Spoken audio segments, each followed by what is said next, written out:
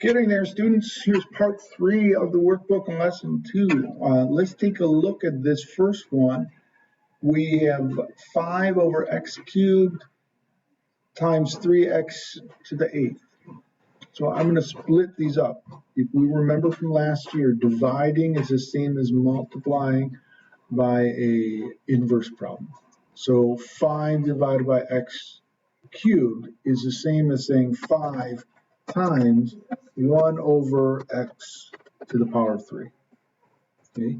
And then we're multiplying that times 3 times x to the power of 8. Okay? So we've got all of that. 5 over x to the third is 5 times 1 over x to the third times 3 times x to the 8th.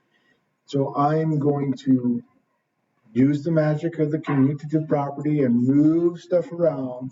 So my 5 and my 3, I'm going to move next to each other because I can multiply that. And then my x to the 8th power and my fraction of 1, let me do it like this, 1 over x to the power of 3, right? Because the x is being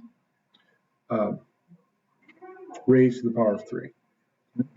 So now I can combine these together. So 5 times 3 is 15, and x to the 8th times 1 over x to the third becomes x to the power of 8 divided by x to the power of 3.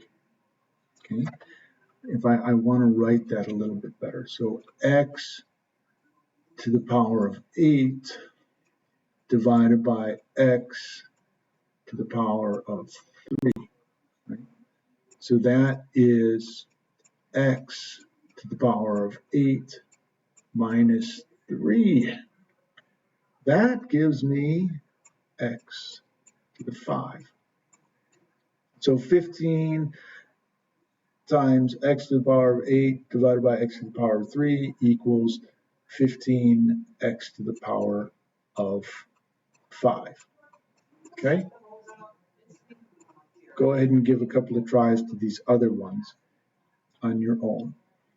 This last one, Anne uses a calculator to multiply 2 trillion times 2 quadrillion, and she gets 4e times 21, 4e plus 21. What does that mean? Well, what's 2 times 2? 4.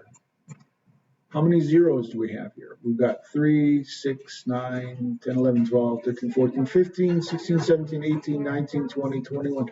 There's 21 zeros. Oops, that's not what I want. So that 2 times 2 is 4, and there's 21 zeros, so that would be 10 times 10 times 10 times 10, 21 times. So we use what we call scientific notation to say 4 with 21 zeros after it would be 4 times 10 to the 21. So that's something we're looking for next, but here's your homework. It will be assigned